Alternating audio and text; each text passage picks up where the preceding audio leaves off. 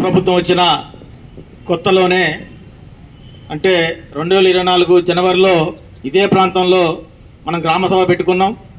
ఆ రోజు ప్రభుత్వం ఏర్పడ్డ కొత్తలో కాంగ్రెస్ పార్టీ ఏదైతే హామీ ఇచ్చిందో 6 గ్యారెంటీలు, 6 గ్యారెంటీ అమల్లో భాగంగా ఇందిరమ్మ ఇండ్లు, రేషన్ కార్డులు, ఫ్రీ కరెంటు, ఫ్రీ బస్సు, ఇలా అన్ని రకాల పథకాలకి ఒకే అప్లికేషన్ ద్వారా ఇదే ప్రాంగణంలో మన డివిజన్ ప్రజలందరూ కూడా అప్లై చేసుకోవడం జరిగింది.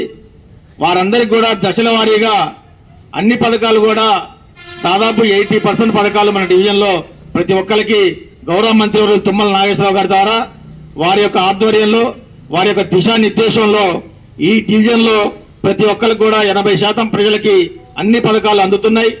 ఇంకా అందని వాళ్ళు కొంతమంది ఉన్నారు.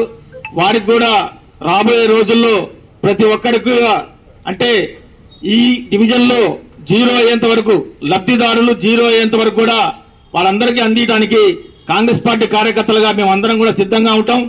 ఎవరికి ఏ సమస్య వచ్చినా వారి ఇళ్ల వద్దకు పోయి మేము వారి యొక్క సమస్యల్ని గుర్తించి మరీ వారి సమస్యల పరిష్కారం చేసే విధంగా ప్రయాణం చేస్తున్నాం. రానున్న రోజులు కూడా ఇదే విధంగా ప్రయాణం చేస్తాం. దాంతోపాటుగా ఇప్పుడు ఎలక్ట్రికల్ ఏఈ గారు చెప్పారు 9 లక్షల రూపాయలతో ఖమ్మంలో ఎక్కడా లేని విధంగా ఈ డివిజన్లో ఎలక్ట్రిక్ సమస్యల్ని తీర్చుకున్నామని చెప్పారు. అది కేవలం తుమ్మల నాగేశ్వరరావు గారి తనయుడు తుమ్మల యుగంధర్ గారు మేమిచ్చిన అప్లికేషన్ని పట్టుబట్టి మరి వారి తండ్రి గారు తుమ్మల నాగేశ్వరరావు గారి ద్వారా 9 లక్షల రూపాయలని మన డివిజన్కి ఎలక్ట్రికల్ ఖర్చులకు ఇవ్వడం అంటే చిన్న విషయం కాదు. ఎక్కడా జరిగిన విధంగా మన డివిజన్లో జరిగింది. వారికి మన డివిజన్ ప్రజల తరపున నాయకుల తరపున ప్రత్యేకంగా ధన్యవాదాలు తెలియజేసుకుంటాను. ఎందుకంటే 30-40 ఏళ్లుగా సమస్యలు పరిష్కారం కాని సమస్యలు. ఎందుకంటే జూబ్లీ క్లబ్ వెనక దాదాపు 30 సంవత్సరాల నుంచి ఇంటి మీద నుంచి కరెంటు పోల్స్ పోతున్నాయి, వైర్లు పోతున్నాయి, ఇంట్లోనే కరెంటు స్తంభం ఉంది. దాన్ని తీయడానికి ఎంతో మంది నాయకులు వచ్చారు, ఎంతో మంది హామీలు ఇచ్చారు. కానీ ఎవరి వల్ల కాలేదు. కేవలం వాళ్ళకి తుమ్మల యుగంధర్ గారి వల్లనే అయింది. దాంతో పాటుగా శిథిలావస్థలో ఉన్న పోల్స్ అన్నింటిని కూడా మనం మార్చుకున్నాం. అదేవిధంగా ఎక్కడ దేశంలో ఎక్కడా లేని విధంగా ఇల్లు కట్టుకుంటామంటే స్థలం ఉండి ఇల్లు కట్టుకుంటామంటే 5 లక్షల రూపాయలు ఇచ్చిన ఘనత మన ప్రభుత్వాన్ని. ఎందుకంటే గతంలో కాంగ్రెస్ ప్రభుత్వం కూడా ఈ ఇండ్లు ఇచ్చిన ఘనత ఉన్నది. కానీ అప్పుడు ఏంటంటే సిమెంట్ అని, సిమెంట్ దర్వాజులని, ఐరన్ అని ఇట్లా 70,000 రూపాయల వరకు మాత్రం మనం ఇచ్చేది. కానీ ఇప్పుడు ఎటువంటి కాగితాలు కలం లేకుండా, ఈఎంఐ లేకుండా, మళ్ళీ తిరిగి చెల్లించే విధంగా లేకుండా 5 లక్షల రూపాయలు మనం ఇల్లు కట్టుకుంటుంటే లక్ష అట్లా 5 లక్షల రూపాయలు మన అకౌంట్లో నేరుగా పడుతున్నాయి. ఇది దేశంలో ఎక్కడా లేదు.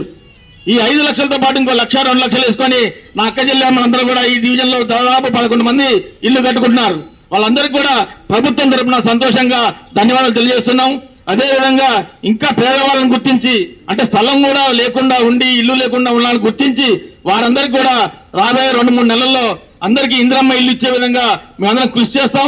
అదేవిధంగా ఇప్పటికే మన డివిజన్లో 7 కోట్ల రూపాయలతో అభివృద్ధి పనులు శరవేగంగా జరుగుతున్నాయి. కొద్దిగా ఆలస్యం అవుతున్నా ప్రజలు సహకరిస్తున్నారు.